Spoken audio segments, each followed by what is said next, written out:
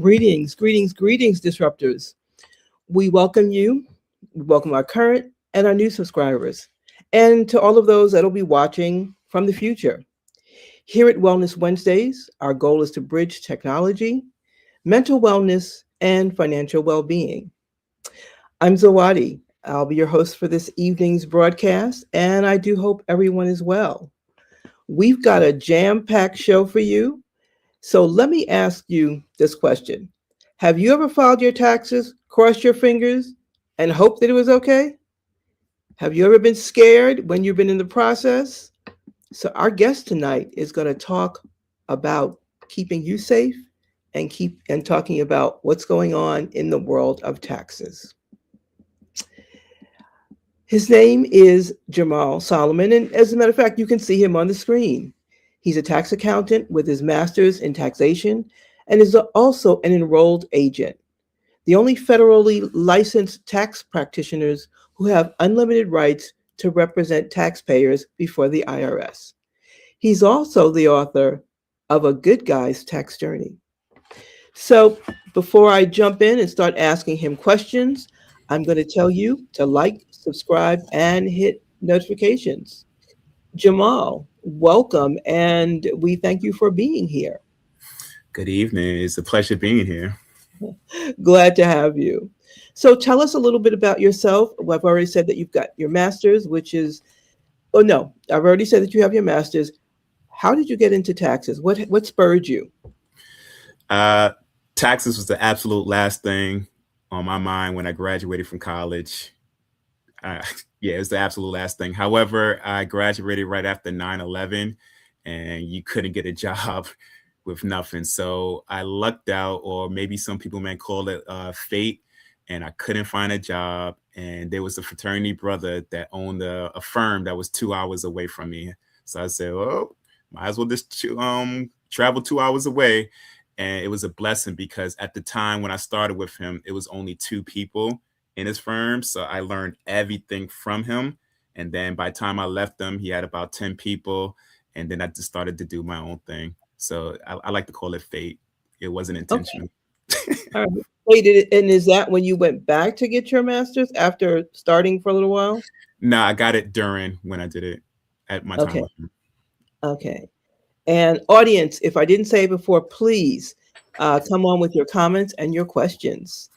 Um, and tell us also, what is an enrolled agent? So an enrolled agent, which not a lot of people know about it because we don't have the mega marketing budget as the CPA industry has. But as you said, that we are federally authorized to represent people in front of the IRS and any state tax department in the United States of America.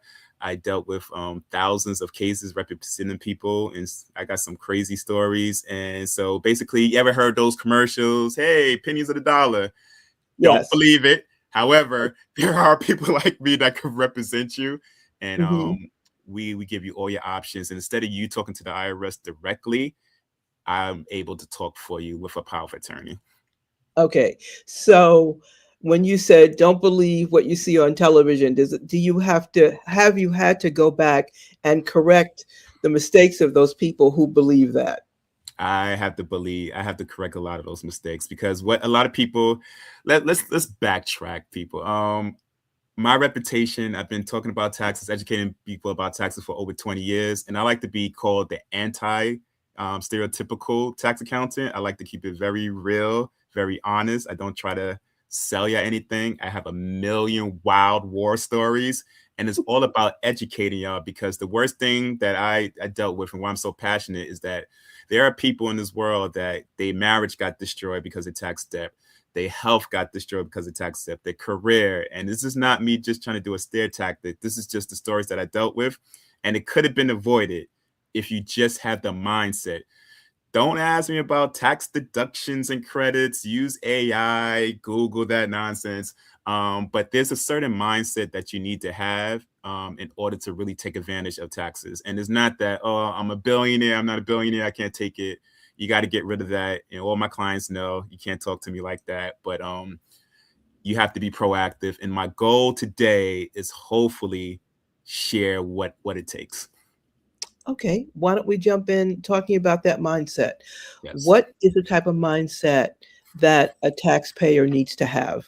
First of all, you have to be proactive. 99.9% of people, they just come to a tax accountant during this time of the year, and you never talk to your tax accountant. And to be very honest with you, people like Jackson Hewitt, H&R Block, they got billion-dollar marketing budgets, and they have basically brainwashed us to believe that refunds are good. The bigger the refund, the happier your life may be. However, a refund in 99.9% of the times doesn't mean that you gave the government too much money throughout the year.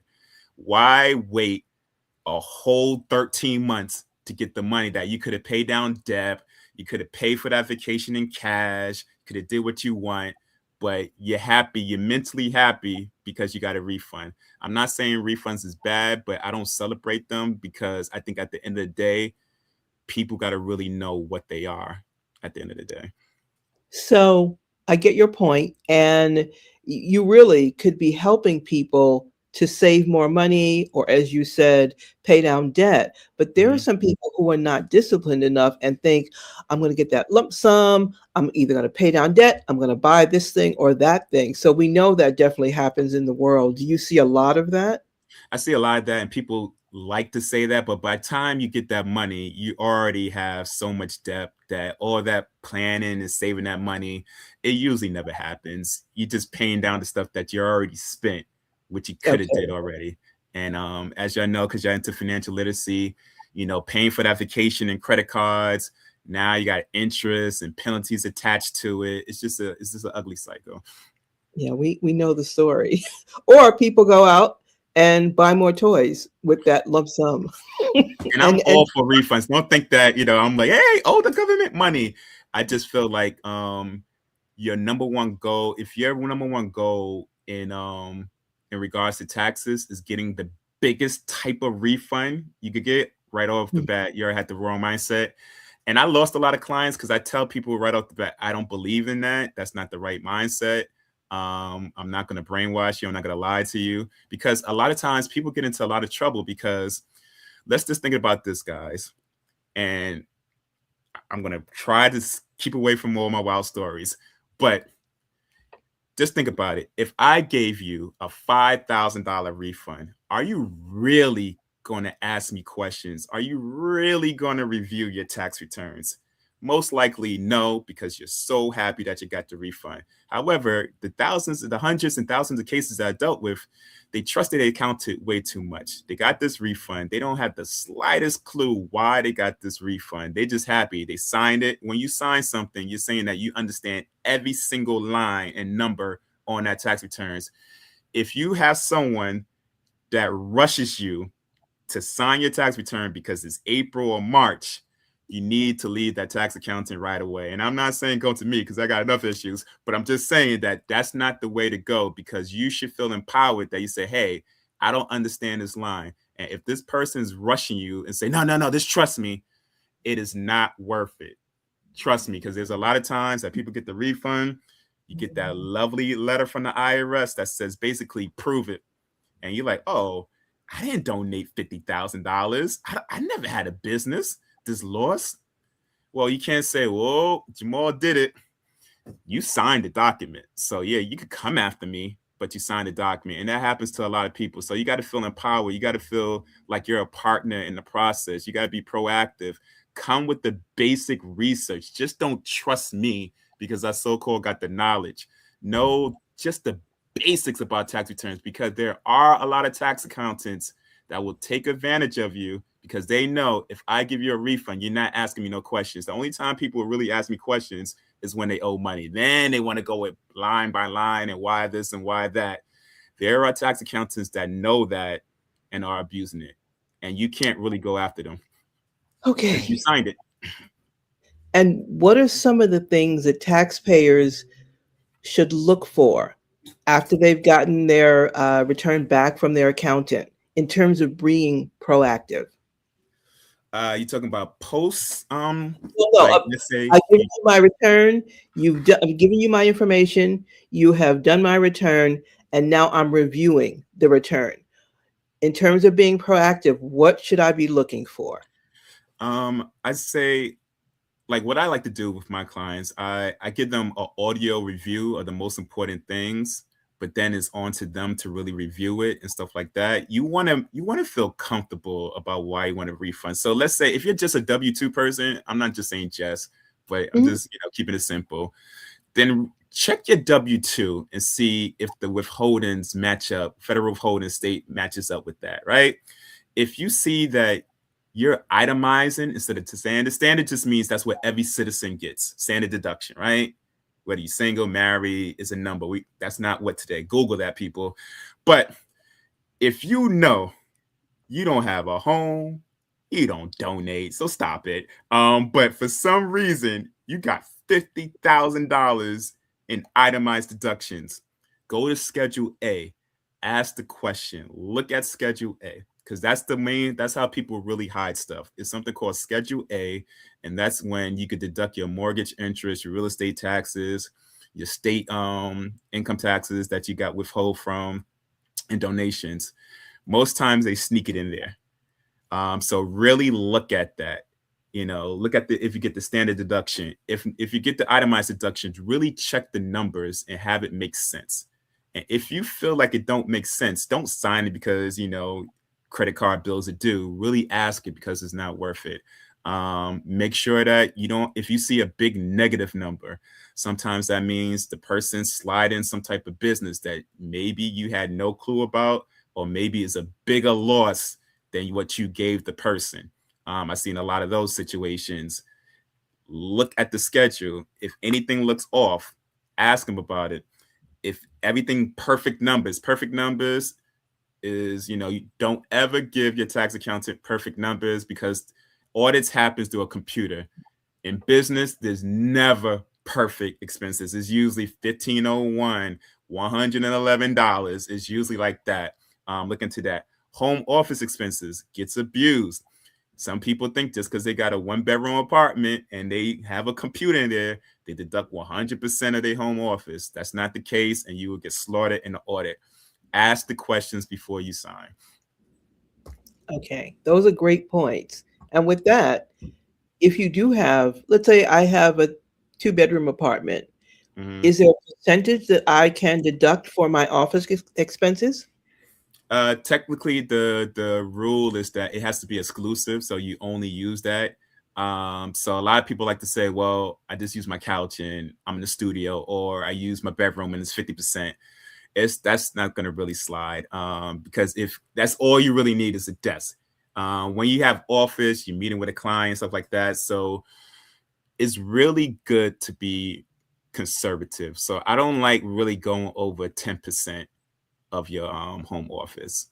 Okay. And even with that, that may be aggressive. But if you have somebody doing 50%, 25%, 100%, you gotta leave that person. That person's gonna get you in trouble. They're gonna get you in trouble. The landscape has actually changed because you have content creators, you have digital Oh, nomads. And so, has that posed an issue for you or the IRS trying to figure that out? Because I know they're always trying to keep up with how the world is changing. yeah, it's hurting everybody involved. It's hurting the taxpayers, it's hurting tax professionals, and it's hurting the IRS because if you look at social media, all you gotta do is create an LLC, buy an SUV, and you got this $50,000 loss, and all is well with the world. But taxes are never that simple. So if it seems too simple in social media, I'm not saying the person is lying, but do your due diligence. Nobody's asking you to be an expert, but look at the irs.gov website. Don't look at some, you could, yeah, because I have blogs and stuff. So I'm going to use myself as an example. Look at what I write, but don't take that for like the word. Let me look at the iris.gov. Let me look at New York State Tax Department official website to see if this makes sense. And there's literally no excuses, guys. I know you like to say, I'm knowledgeable, I don't know. We got Google, we got AI. It's really that in those situations, you really didn't want to know the real answer. When something sounded like, I come with a lot of people that owe a lot of money and they say, woe is me. and I have to be like, oh, you kind of do, Okay. and the IRS knows that too. So then I could surmise that you probably have any number of people that liked you before, but not, they don't like you now. Well, I have learned that you have to have a certain mindset to be my client. That's why when I talk, I'm like, I'm not trying to sell, but because what I'm learning is that a lot of accountants don't really, be as blunt and as front. And I like to educate you. A lot of tax accountants don't want to do that. They say, hey, sign here, trust me, I see you next year. By the way, don't forget your payment, or I'm going to take the payment out your refund, whatever they do. I'm the opposite. I'd rather educate you than just I like educating more than I like filling out tax returns, to be honest with you. So Okay. sometimes people are not used to that, and throws them off, and I'm okay with that. So Okay. Then let's talk about what kinds of mistakes that people can make to hurt themselves. what type of common sense people can make that hurt themselves every tax season? And yes, our person asked, what is the most common mistake you see people make every tax season? The most common mistake every tax season is that you come to me in March to talk to me. Come to me in February. It's already too late. Whatever damage you did, let's say for you, this is for 2025, is already done. So it's right now, it's just me trying to limit the damage. But if you would have had maybe just at minimum one proactive talk with your tax accountant, preferably maybe mid-year or the end of year, it saves people thousands of dollars. But people don't want to do that. They don't want to say, let me pay for this consultation session or anything like that. For example, like when I have a consultation session, if it's $500, the goal is to save you thousands of dollars. But people don't see that. They're like, oh my God, why am I paying you now? I just talked to you. But with any tax accountant, it's already too late. Just think about it, guys. My mailbox is flooded. So you're going to ask a tax accountant tax planning during tax season? No. You're going to get the worst answer. You're going to get the worst answer from me. You're going to get the worst answer from any tax accountant because we're just flooded. We deal with so much different scenarios. So you want to go to your tax accountant when things slow down and you're proactive. Sometimes, especially retirees, first-time retirees get into a lot of trouble because they think, hey, I'm retired. I don't need to take out a lot of taxes of my pension. And then they come to me, zero taxes, or they say, oh, they told me 10% is good or 20% is good, but your effective tax rate is 23%. But you wouldn't have known that. All you had to do was just ask your tax accountant, So that's the major mistake. Have that proactive conversation with your tax accountant in June, September, or December. It will save you thousands of dollars. Wow. Okay. Okay. So I'm just going to go to the comments to see if we have any questions. And I see some people don't want to learn; they just want that refund. All right. I represent y'all real soon. Joking. Are there any? Are there any law? Well, actually, I think that that person was actually agreeing with what you said. I'm joking. Believe me, guys. It's a long day. I'm joking. Don't take nothing offensive with me, guys. Okay. I have another one. What documents should I keep after filing and for how long? Well, with today's technology, like just scan it and just store it. I think back in the days, I'm only 45. People used to like store it in their cabinets and it just take up all the space and just ugly in your house. But I would say make the investment just to scan your documents and just keep it in your computer. You never know. You may not need it. You may need it. Who knows? You may be getting a home. You may be getting it for a loan. You may be getting audited. It never hurts just to store it. Just keep it away. Just label it the year. Put all your documents. Don't make it complex. You could just go to the library, scan it for free, download it to your mailbox. You don't have to worry about it no more. But at least you know exactly where it's at, and you have the confidence and the mindset. If you ever should get a letter, oh, okay, here it is. Boop. you get into trouble in audits. Audits is not necessarily a bad thing because most times it's just asking you to prove it. But if you can't prove it, that's when you're in trouble. But if you keep all your documents and you say, hey, I don't care if a letter comes to me, it's in this little folder right here. They can ask me. Then all the government's going to say, okay, you're right. We leave you alone. So just keep Okay. it. Just scan it, guys. So I see this question, and we hit on it a little bit before. How do I know if my tax preparer is doing things correctly? And while you answered that question, do you have any more to add to that? Oh, you're talking to a person on me. No, I'm talking to you because you talked about looking at Schedule A Mm-hmm. and looking closely at those numbers to see if they match what you gave your accountant, or the fact that, wait a minute, I didn't lose $50,000 last year. What are you talking about? So I'm in that realm. I say my advice, and this is what I like my clients to do, just do some spot checks. Um, there is a line in your tax return in your 1040, line 25 on your 1040. That's where your federal withholdings are, whether it's from your retirement, whether it's from your W-2. It doesn't take you that long to look at your W-2 and see if the number match. It doesn't take that long. Let's say you married and you got maybe 3 to 4 W-2s. Just calculate it real quick and say, oh, okay, that makes sense. Just look at Schedule A. Schedule A is just one page. It's literally just one page. See if the numbers make sense. Just spot check it. That would be my number one advice. Okay. So I see a question on crypto, but before I get to that, is one of the best things to do to get your transcript from the IRS before you and give that to your accountant? Oh no, that's too much, guys. Transcripts are good. We deal with a lot of transcripts when people have tax problems, and a lot of times, like they say, they didn't keep their records, or they lost their records. Um, or let's say you worked a lot of 1099 jobs and side gigs and stuff like that, and you're unsure whether or not you have the right amount of stuff. Then okay, but for the average tax citizen, I think that's a bit too much. But if you're unsure that you received everything, then maybe. Okay. So then if I won't hand you a transcript, what do you need me to hand you when I give you all my information?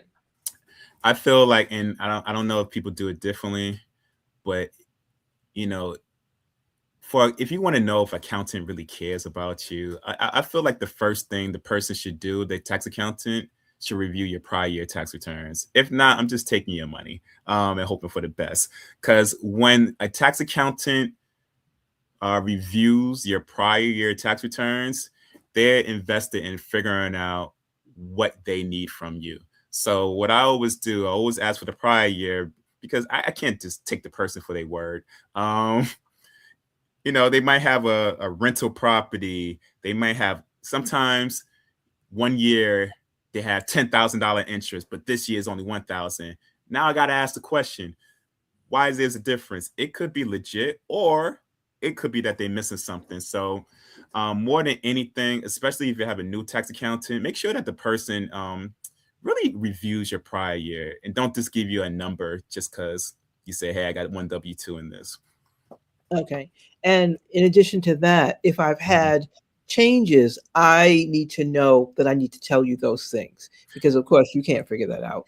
Most tax accountants, and I need to get better with this, give you a tax organizer. I do have the tax organizer, but I'm so reliant on the prior year tax returns from a new client that I usually use that.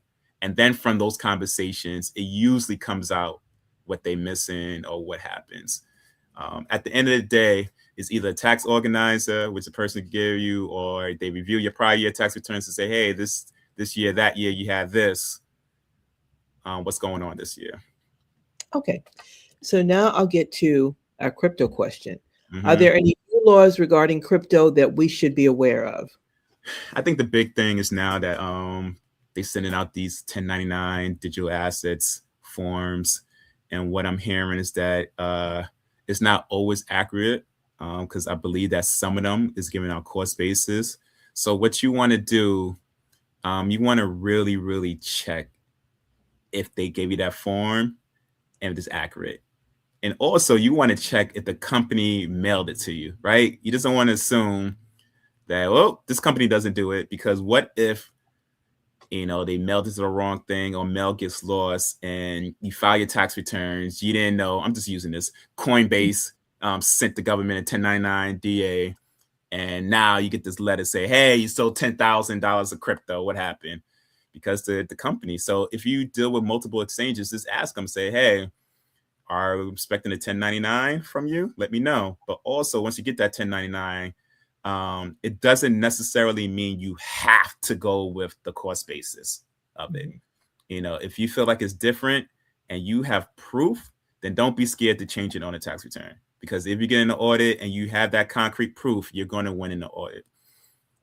People get stuff wrong all the time. Okay. In the past,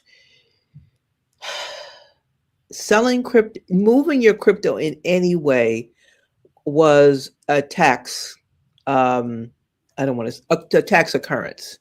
Is that still the case? Like I bought on Yeah. Coinbase, but I've moved it to my Trezor, or I move it back from my Trezor because I now want to sell it. Are those tax occurrences? Yeah, they are. So they still haven't fixed that rule. Yeah, they haven't. Not a whole lot has been fixed. That's major, major. When it comes to crypto tax, it's all about your records. It's all about your records. So if you really are into crypto and selling and buying, just make sure that your records are super tight. Okay. The government is saying a lot that they're going to come after you, but they don't have the manpower to really come after you. So you just want to, for your personal mental health, just have the records, and they give you a letter, is the documentation how I got that course basis. Okay. Did we? I hope we answered that question, because I know that You you were want to keep on putting. asking about the Social Security. Are you seeing that? If No. you, Okay. So if you're receiving Social Security, should you have taxes taken out? If so, how much? I love that question, because you don't understand how many first time recipients of Social Security get themselves into some mega problems. Social Security is taxable. It's either 0%. 0% means you basically got no other money other than Social Security. It's just Social Security and you're surviving, right? But most times people have Social Security, they got some pension, they got some interest income, they got all that stuff. So usually it's 15%. Now, there are some people that's doing absolutely great in retirement. I'm like, oh, I want to be like you. Usually 85% of it is taxable. So definitely have that proactive conversation with your tax accountant. And what I like to do, I like to base it on, at minimum, your prior year effective tax rate. Effective tax rate, guys, is not your tax bracket. Tax bracket is the general brackets. Effective tax rate, and you can look at this on most 2-year comparisons. I don't know if you ever had a tax accountant that do the 2-year comparison. Usually it has tax bracket, and then right below it, it has effective tax rate. Effective tax rate is your true tax rate after all your income deductions and credits were taken into account. So if your effective tax rate is 19%, what I usually like to tell people that owe money, I say at minimum, you should make sure that you're taking out 19-20%, so you won't owe that much. You may get a refund, you may owe a little, but it's not going to be like, oh my God, how I'm going to pay this tax bill. It's all about, I like to keep it conservative and simple. Okay. Everybody has So, different strategies. so the follow-up question to that is, Yes, so definitely. would you have taxes taken out on the Social Definitely. Security? Okay. Definitely. Yeah, definitely. Especially if you got other income, definitely. Okay. Okay. Okay. We had a question here about young people. Any advice for young people who have tax debt? Ooh, already. Tax tip already at a young person. Okay. Do know that you have options. A lot of young people like to run away from their tax problems. That is the absolute worst thing that you should do to resolve your problems. There's so much different resolution options with the IRS. Now, if you live in New York State is super aggressive. You call them on the phone, figure out how to do it because they will suspend your license. They will. New York State do not play. People think the IRS is crazy. I have Oh, tax problems with New York State and then talk to me. But with the IRS, they get a horrible rap, and I call IRS all the time. They're great people. They regular government employees just like you and me. They getting paid. They got a family. Always remember, guys, and this is the mindset that you need to have, especially if you have tax debt. The IRS didn't make the rules. The IRS enforces the rules. Who makes the rules? The lovely politicians. So if you go into a tax resolution situation, and I dealt with a lot of this, woe is me, I hate the IRS, they devil, blah, you're not going to resolve your problems. Anybody that has came with that mindset with me has not resolved their problems because all they want to do is just blame other people about their tax problems. And the easiest person to blame is the evil IRS, right? So if you're young, you have time on your hand, especially if you don't make a lot. There's something called a partial payment installment agreement plan, which is it's not advertised because it's not sexy. The sexy thing is offering compromise pennies of the dollars. I've been representing people for over 20 years in front of the IRS, and I only got one person in pennies of the dollars. It's not because I'm horrible. It's just the reality of the situation. The man won the lottery. He got divorced. Life happened. He had 3 open heart surgeries. He has no money. Let me just show you how hard was it to get the so-called pennies of the dollar. The IRS did not just accept his bank accounts, which is close to zero. They did not accept that his car was almost 100,000 miles and it was over 20 years old and it was only worth $1,000. They didn't care about that. He lost his house. I had to prove that his wife has the house. I had to go get the counter report. He had 3 open heart surgeries. That wasn't enough. I had to get his father's family history. His father died at the same age of the same cause of what he was going through. I had to submit doctor reports, and still, I got it down to $1,000 from 100,000. So if someone want to sell you a dream and say, and just the first thing they tell you, oh, I can give you pennies of dollars, they lying to you.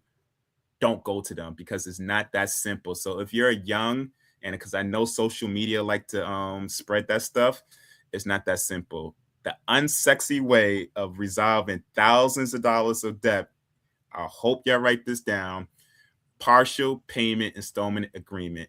Just look it up. Currently not collectible status. Just look it up.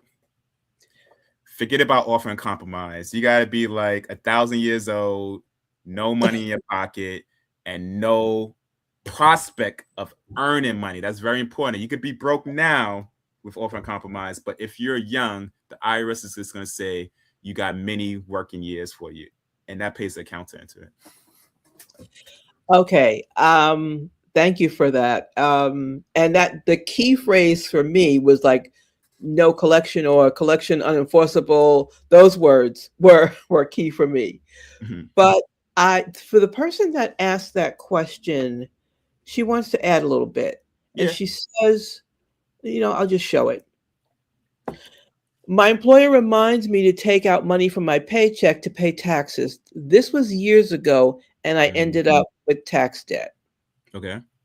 So she wanted you to know that. That's Right. why she was in the situation that she was in.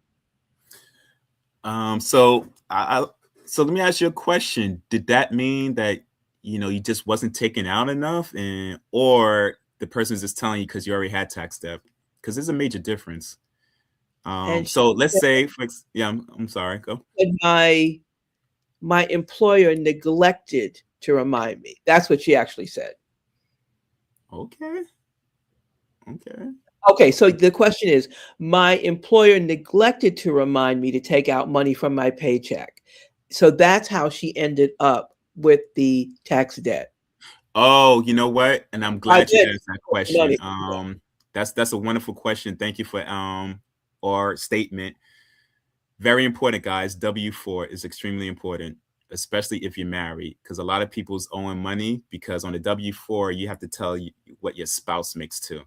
So let's say, for example, you got this brand new job, but you're married. God bless you.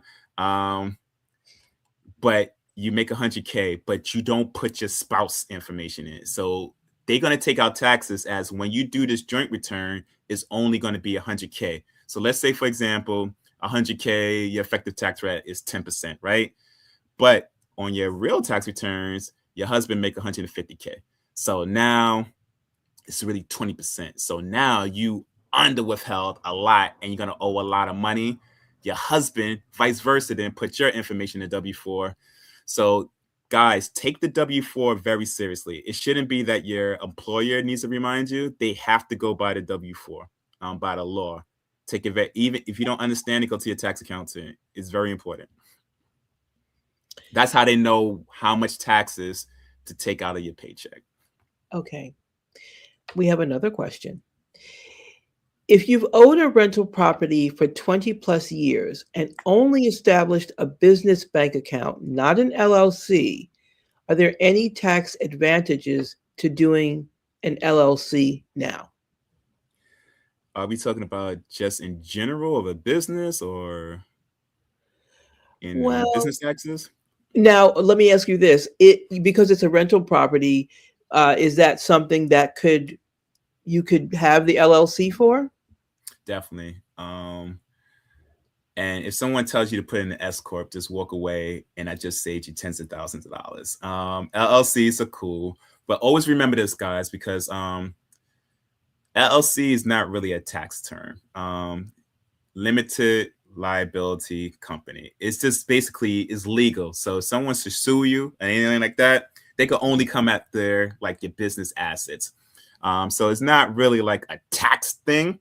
It's a if you get sued thing. How well am I going to be protected? So just always remember that. So what you're going to do with the rental property is going to be most likely on your personal tax return called a Schedule E. That's where you put your rental income, your rental expenses, depreciation. You have to depreciate the property that you brought. But here's the most important thing that people don't know. Um, it all depends on how much you make also. I don't try to remember numbers, just Google it. But if you make a certain amount of money, let's say, and you had $25,000 of rental property debt, you can't deduct it. It doesn't mean that it's lost forever. It just means that maybe if you sell it long down the line, you could use that loss, or one day your income is not that high, you could use it like that year, but it's not there. Because a lot of times people come to me and they have a high income and they thinking that this $25,000 rental loss was going to help them. And that's when, I got to tell them, hey, more money, more problems. You can't deduct it right now. And I look horrible. But it's the law. You really want to know the basics of it prior to going to a tax accountant. Do not just take it from a social media person. It's okay to look at the videos, but you gotta do the work. It's so simple. IRS.gov, the IRS intentionally made that website for regular taxpayers. It's not for like people like myself. So don't be intimidated by the IRS.gov. That's another mistake. People don't utilize the IRS.gov website. It is made so you can understand it. It's no complex talk or language or anything like that. So look at the social media if that's what you want to do, but go to iris.gov and see if it's correct. Now, if you're buying rental property, should you have a conversation with your tax accountant before you sign on the dotted line about how this could impact you going further? Not the buying of the property, but if you ever like should sell it or you're renting it out. Because the buying is nothing I could really do. It's like when you buy a property, it's not really no tax deduction for it. Rental property, it's when you operate in it and when you're about to sell it, you should definitely have a proactive conversation with your tax accountant. Okay. And that person who bought the rental property, because they did not establish it as a business 20 years ago, would it make sense for them to establish it as a Nah, business it doesn't now? need to be a business. You don't Okay. for Schedule E. Just look up Schedule E. You don't need. It doesn't need to be a business. Whether Okay. it's a business or not a business is going to be in Schedule E. Got it. So really, they don't have to. Well, they can Yeah, do the LLC as a for protection protection, more protection. than Yes, okay than anything doing and having to deal with accounting. So let's see. and Looking there's a for way to get over the limitations, but they're that people say they are full time property owner, not full time property owner, real estate. I don't know. It's late, guys. I don't have to think, but there's a way that, but it's based on the number of hours you spend on that property. It's very okay. high. It's not no simple. Oh, it's 10 hours a month. It's extremely high, and you better be able to prove it in an audit. But just Okay. Google that. So Yeah, basically, like people track their mileage, you want to track your time. yeah, because you might qualify to get because you limited at 25,000. The max you could deduct is 25,000 per year Okay. in real estate. Sometimes people lose more than that. I have a client that loses hundreds of thousands, and he's able to deduct it because he has the documentation to prove that he spends a lot of hours on it. Okay. All right. Great. We have another question. How far back can you go if you're concerned about a tax return already filed? The IRS could come after you for 3 years after. Okay. So you want to make sure that you have copies, you have proof at minimum for 3 years. Sometimes people think, they got away with a quick one, and then 2 years later, the IRS is like, "Hello," and then now you got to prove it. And interest and penalties start from the day that you file the tax returns. So, you know, but they Okay. have once they establish the debt, they got 10 years to collect on it. After 10 years, it gets Oh, eliminated. okay. Okay. So then you don't want people hiding and shucking and jiving But if it's in that absolute year. fraud and you did some very, very reckless fraud stuff, um, Hmm. it doesn't stop. They could come after you anytime. Okay. If somebody leaves the country for 10 years, does that help them? And I'm not talking about fraud, but Okay. that help somebody by okay, you know what? We won't even go into that. And I'm laughing, but people do those kinds of things. They decide Well, to the worst they could do, like let's say you go to South Africa, like how can they get access to your bank account? How can they levy your account? They don't have the IRS don't have access to South Africa tax law. So technically speaking, like yeah, but they are suspending passports. I deal with a lot of those. So Mhm. hey, it may not be 10 years, it may be 25 years until you clear it up. Because trust me, if you're on that IRS passport list, you're not going nowhere. Don't even try it. You're stuck wherever you Now, at. let's talk about some of the type of situations that would have you on that passport list. It's so random because I dealt with people that had 1,000,000, 500K tax debt, 100K, 5,000. It's just it's random. I don't know if there's like any rhyme or reason. The latest one I dealt with, the person owed $250,000. But then there's people that I dealt with that owe way more than that, and they could travel. Hmm. Maybe it's your compliance history. Maybe if you always filing late or you missing a lot of tax returns. There's no set list. It's very random Okay. because if Would that was the case, a lot of people would have their passports suspended. Okay. Now, would something like owing back child support put you on that list? I don't know nothing about child support. That's not. I don't know. Okay. That's not Okay. taxes. Yeah, I don't know. Okay. Well, the interesting thing is, while it may not be taxes, well, I guess you're right. But if you're paying it or not, no, I won't go Yeah, there. it's But like it's way completely different. it was actually it's But probably a big gray hole. with child support, you know, I dealt with some people that think that you should, get a deduction for child support, but nah. because the IRS sees it as your obligation, like it's your obligation.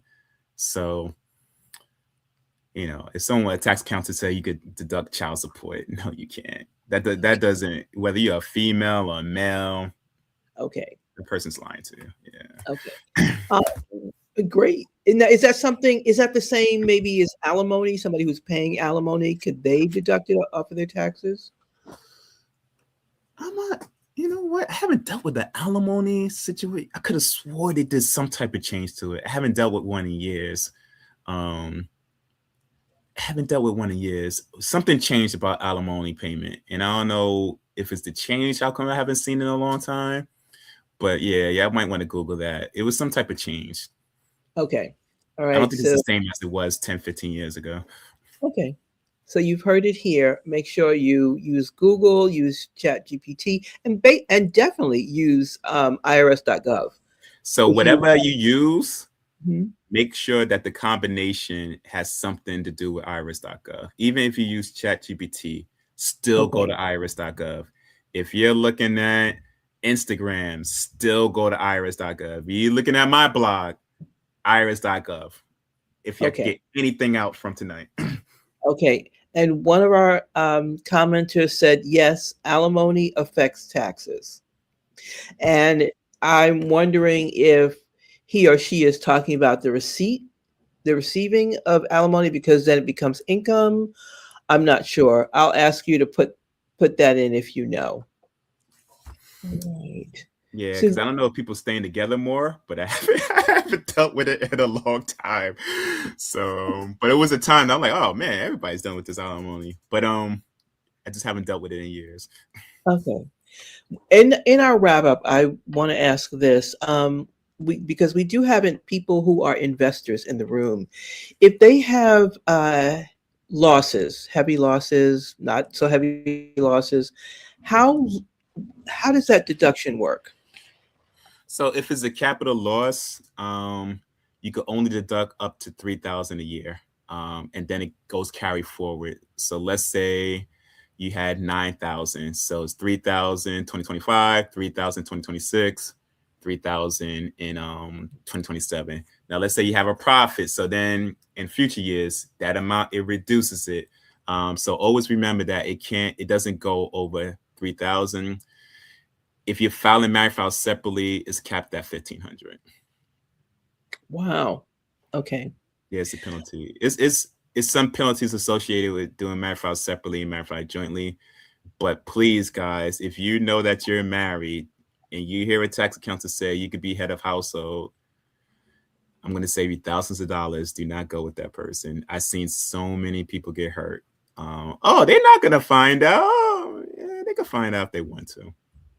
Okay. Yeah. Okay.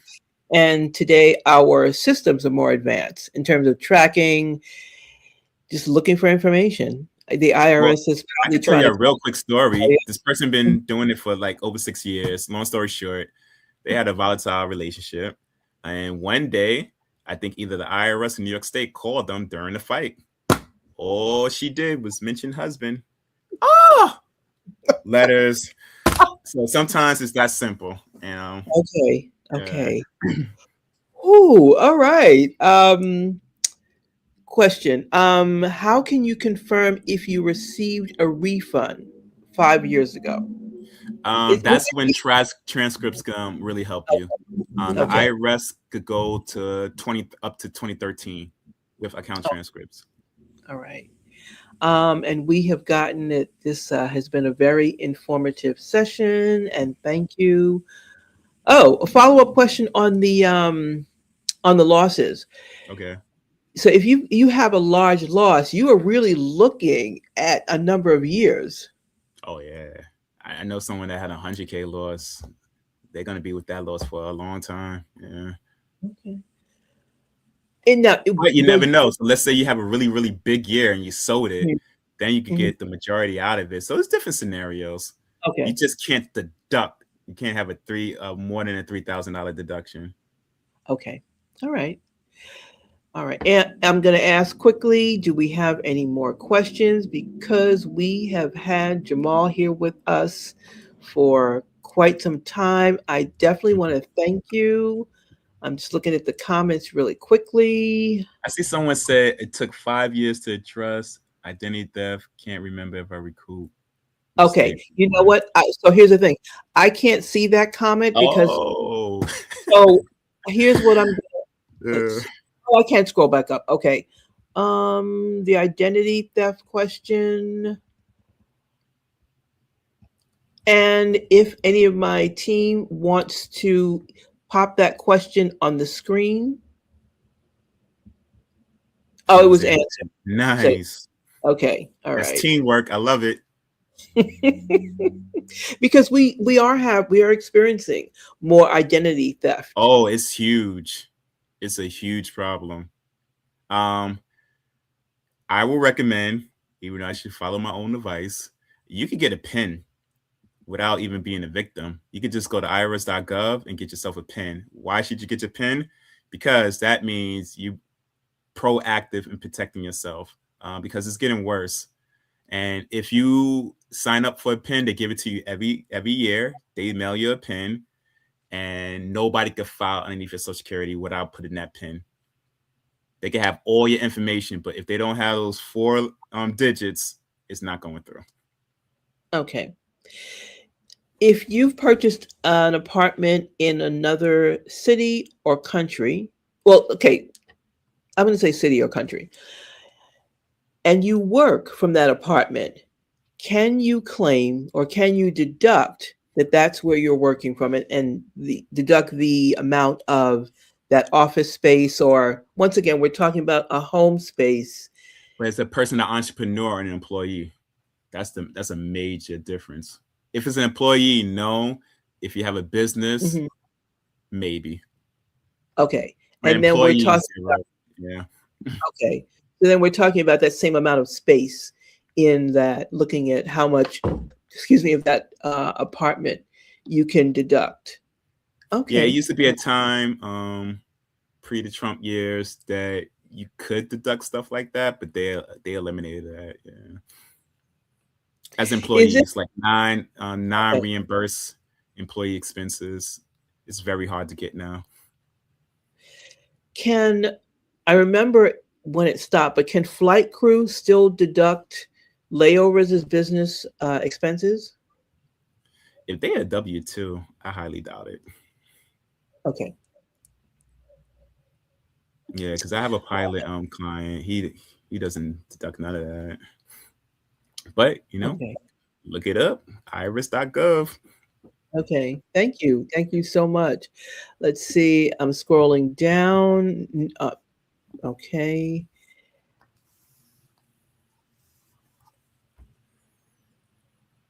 Okay. So I'm just going to go back a session to one of the questions. For the young lady that had the issue of not filing, not deducting enough tax. Okay. Um, she says that it was a 1099 NEC, and would that make a difference? Oh, that's a major difference. Yeah, Ooh, that's a okay. major difference. I just want you to Real. know I felt that in my soul. Huh? That when you said woo, I felt that. Yeah, my answer would have been completely different. So for her situation, forget about that W-4. What they're supposed to give you is a W-9, so they know where to get the 1099. But the good thing about that, the world is your oyster when it comes to expenses. Like you could probably deduct just about anything. However, a lot of people get themselves in trouble with the 1099s because if you make a profit, usually they don't make estimated tax payments, which you should. You should ask your tax accountant what's a good estimated quarterly tax payment instead of paying it all at the end of the year. But you could deduct a lot with that. It's something called a Schedule C, and yeah, but they not they don't have to withhold taxes, and they Okay. don't have to remind you either. Yeah. Okay. I see we have BK Crypto in the house, and I'm going to shout them out. Glad that you Nice. are joining us. The next question is how best to find a tax professional when you move out of the country? And this is so you can file US taxes from your Mhm. new country. Oh, so you want to really um go for referrals. I think referrals is the best thing. You want to see someone in your similar situation because you want to know if that tax account could do it. Because I wouldn't take someone from another country because that's not what I'm good at. Mhm. So a lot of them, you want to go for referrals on that one. That would be my opinion. Okay. By the way, what is your wheelhouse? Because most people will Yeah, assume that an accountant does everything. nah. I'm glad you cleared that up for us. I wish I was that smart, but I deal with a lot with small businesses. I deal with a lot of people that deal with stocks. I deal a lot with people that got real estate properties. Um, yeah, businesses, real estate properties, stock, high net worth incomes. It doesn't really matter the income. I have all types of different levels of incomes, but that's usually this like multi-state when you not country but multi-state tax returns and stuff like that. Yeah. Okay, great. I think we've Oh, and I deal covered. with corporations, partnerships, non-for-profits. So I also do those too. Okay. Um, okay, we've dealt with all of our. What are some of the red flags that can trigger a delay in a refund or an audit? A delay. Well, now you have to before you didn't have to give your direct deposit information. That's Mhm. like an automatic like delay. They're gonna send you a letter. They're gonna say and all that stuff. So that's one. Audits usually happen after you receive the money. Okay. Um, or you try to claim someone else's kid or whatever, and they say, "Whoa, whoa, whoa, this person already been claimed. Stop it." Um, yeah. I'm sorry, I have to laugh because back in the day, you could do things like that, and it would take time before they caught up with Nah, it's you. quick. I get an automatic rejection. It's automatic. They're like, "Nah, son, this is not working." And then I gotta tell the client, like, "Come on, you gotta try better." Like, don't do this again.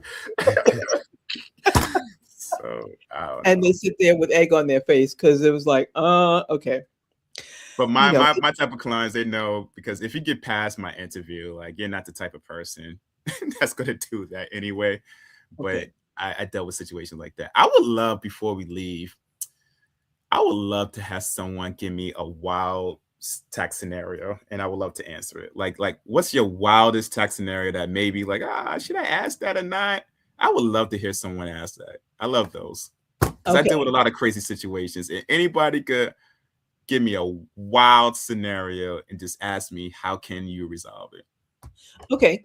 So, audience, while you are thinking about your wild situation, Jamal, can you tell us a horror story?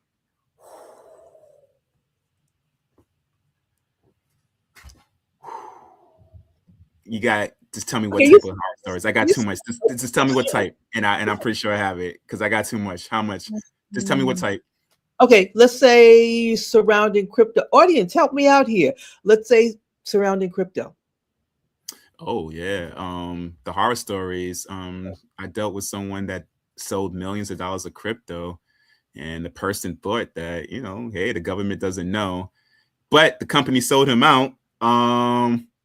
Then he just owes hundreds of thousands of dollars. He had to file his old tax returns. As you know, the more complex it gets, you got to deal with cost bases and get transferring and all that other stuff. Yeah, it got pretty bad.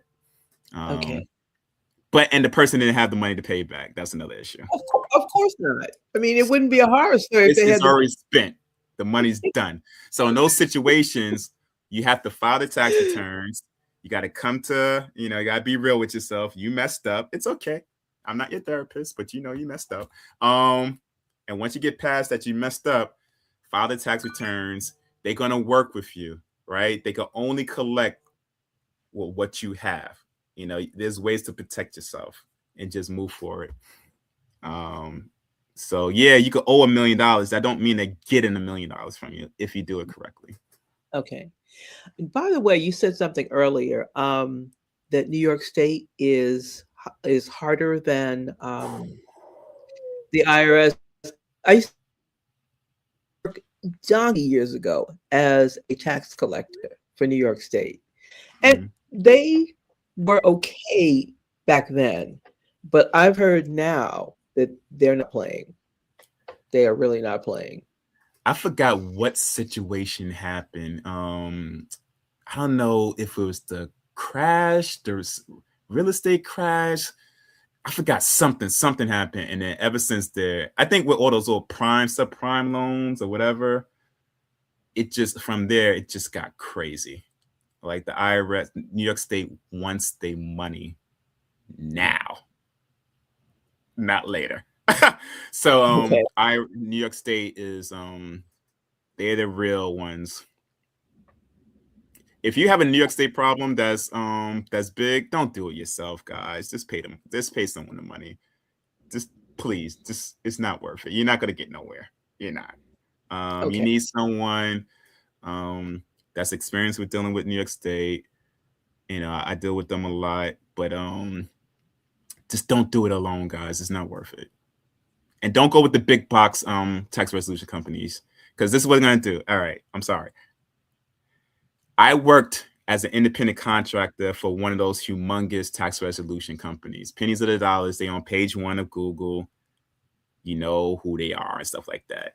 Millions of dollars in marketing budget.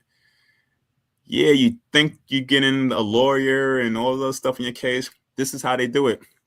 You call in, you're going to talk to someone that doesn't have the slightest clue about taxes, but they know how to sell water to a well. So they're very good. So by the time you end that phone call, you're going to throw them cash. You're like, oh, my problem is fixed. You're going to give them $10,000, right? But you speak to me, I keep it real with you. I say, hey, $3,000, $4,000, I'll resolve it. Nah, I don't like Jamaal. How he's saying he didn't say pennies of the dollar, blah, blah, blah. I'm gonna pay $10,000 to this big company because I'm gonna get pennies of dollars. Because this person sold me a dream. Guess what they're gonna do? They reroute the number to me. So it's a whole thousands of me's that they give it to. So the same person that told you, because they was a small fry, I do it for 3,000, 4,000. Oh, that's too much. Now you're paying double and you're talking to me.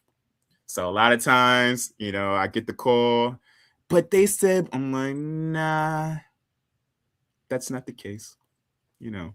So be very mindful of doing these big bucks. And I'm not, and listen, guys, I promise you, I'm not trying to hate. That's not my style. I promise you. I'm only talking from past experience, but that's how it really goes. So really get that one-on-one person, you know, very much your time and energy and try to work with them because big box is not worth it. Okay. So we have a situation. I will put it on and read it. Let's go. A person writes off their entire car payment because they use the car for work sometimes. They Mm-hmm. never track mileage. During review, the deduction gets denied and taxes increase plus penalties. What proof does the IRS expect?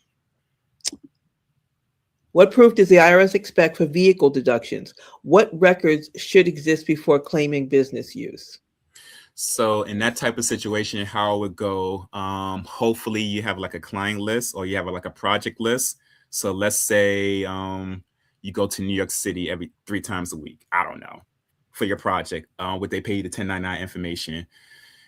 I would show like the invoices, the distance between you and your home, calculate it, and just say, okay, yeah, the number that you gave, yeah, it's not correct, but at least here's the number, and this is how we got to this number. Because always remember, the guys, at the end of the day, they know that if you have a business, you have business expenses, right? But they know that you are not using 100% of your car for business expenses. And this is what social media, this is the bad things that they tell you. It's not that simple. You have to show that they know that some is personal, some is that. Don't be greedy. The way not to get audited is to be very conservative. Then it's not worth their time, but at least you got a deduction. Don't go for the grand slam when you wasn't even supposed to get a single. Go for the single, be happy. If you have a tax accountant that say, you're small fry, just go for the grand slam, you might get busted. And it's not pretty. So go for the singles, guys. Don't go for a grand slam when you don't deserve a grand slam. Okay. We have any more horror stories out there? Roof Roof does Roof Okay. does the Oh no, IRS. that's the second part of Oh, his question. I'm like, what is going Okay. on? Yeah. I'm like, Roof Oh, but does one of not. our commenters said, take pictures of your returns and all of Yeah, your scan them. documentation if you don't have access to a scanner.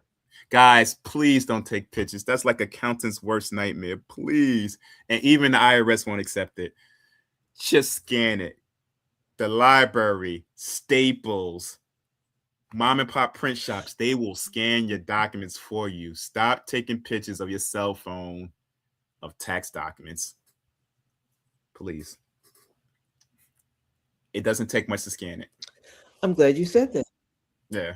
It's like Okay, the I'm worst very night. glad that And you said the that. tax accountant is just going to increase their invoice because now we're spending all this time expanding your pictures, zooming, and oh, God, it's a horror show. Just scan it, guys, please. Okay, Yeah. And the okay, IRS won't all right. accept pictures, so just scan it. Okay. Does the IRS and or a state prefer to deal with, let's say, a tax accountant rather than a person or the Definitely, taxpayer? definitely, because I Okay. know how to talk to them. It's not people, from my experience, because when I started this 20 years ago, I made the wrong mistake of going on a phone call with a client, speaking to the IRS. Never again. The person was highly emotional. Most times people get very emotional and they think the IRS is the devil. So they talk to them in a certain way. The way I talk to them is that I assume that they had a very crappy day because everybody's cursing them out, everybody's doing this, and I'm the total opposite. And when I'm the total opposite, I could get the best result for my clients because they're like, oh, this guy, he's laughing, he's writing jokes, he's asking me, even if I know the question, because sometimes they try to educate you because they think you don't know enough. And, oh, thank you. Okay. You'd be surprised how far because they have a lot of power to stretch a little bit. Okay, I let that bank levy go. I got someone bank levy off because I just had a good conversation with him. He's like, you know what? Okay. So don't do it. So if you know you're emotional, don't call the IRS yourself. Just don't. Okay. Okay. This has been a great conversation. Yeah, Um, I love talking it more than I love doing it. you were doing 3 to 5% trades on crypto. Okay, I'm gonna show this. You're doing 3 to 5% trades on crypto hold for 3 years without a solo 401k. What, if any, are the reporting responsibilities? That's a Yeah. tough one. Yeah, that's tough. I'm thinking that I don't think you need to report that because it's within your 401k. Because just think about it in a normal sense. They treating it like a regular investment. Just because you got all these investments going up and down in your 401k, that doesn't mean you got to individually record it, right? It's really when you sell it, then the recording happens. But if it's just happening and you're not touching it, you shouldn't have no problem reporting. It's when you sell it. That's when the Okay. issues come. You mentioned seniors before. What's the average rate of taxation for seniors that may not have other income? Man, it ranges. It could be 5%, between 5 and 15%. It ranges because Okay. a lot of people got some great pensions. And a lot of Okay. people did the right thing with their investments, and you got the required minimum distribution if you're at a certain age. So it varies. But I think Is it my main advice is that if it's your first time as a retiree, really have a proactive talk with your tax accountant prior to tax season, so it won't be a major surprise. okay? Do you have any tips for people who are on disability? Disability is really not taxable income. Mhm. Yeah, Okay. so just make sure that it's non-taxable income, and you should be good to go in regards to taxes. Yeah, but there are sometimes there are out of pocket medical expenses that you could Mhm. deduct, but it's capped. It's a complex formula. It's not as simple as you pay 10,000, you get a $10,000 deduction. It's not that simple. Okay. There may be some credits for people with disability. So if you fall into that category, I haven't dealt with anybody in that situation yet. So, but I do know that they exist. Have that proactive Pee Wee Playhouse word of the day, proactive talk. I'm an 80s baby. With your tax accountant about that. Do not do it during March, April, February. Don't do it. Okay. June to December. June to December. All right. How about January? Are you off on vacation in January? Is that Well, like January is good, but it's already done because it's not that much you could change. The year is got done. Yeah. got it? So that's why. Okay, no problem. And I want to put this comment up. If it sounds too good to be true, it probably is. Yes. Especially in taxes. Because Yes. if anybody made taxes, if they make it like I like to explain taxes in a simplified way, but I will definitely tell you, hey, it's a crazy formula. It's a crazy formula. I say that a lot. If someone just, oh yeah, just do that. Nah, taxes is not that simple. It's not. Okay. With the advent of certain programs, Hmm. taxation programs, does that help you? Does that help your taxpayer to help you in terms of the information they need to give you? Talk to this programs that I use. No, I'm talking about, let's say, consumer programs, accounting Oh, software. well, I have a client portal. I got tax software and stuff like that, but not clients don't really give me something that kind of helps me. Maybe QuickBooks because they could do a report for you. But That's you what. want to make sure that maybe your accountant makes it easier for you. Like I have a client portal that you just upload your documents, and then instead of the emails getting lost, we have our conversation in the chat in the portal. So that's what kind of makes our jobs easier. Okay. Once again, we have done it. It's been a great session. Thank you so much, Jamal, for No taking the problem. time to talk to us. We'll probably have a lot more questions as people review the video. They be like, "What's wrong with this guy? He must be tired. What's going on with him?" The great thing is that you have a lighthearted approach, Yeah, and yeah. so there's no drudgery in your conversation. But you say, "I Hmm. tell the truth, and I'm being honest." And the name of your book, "The Good Guy."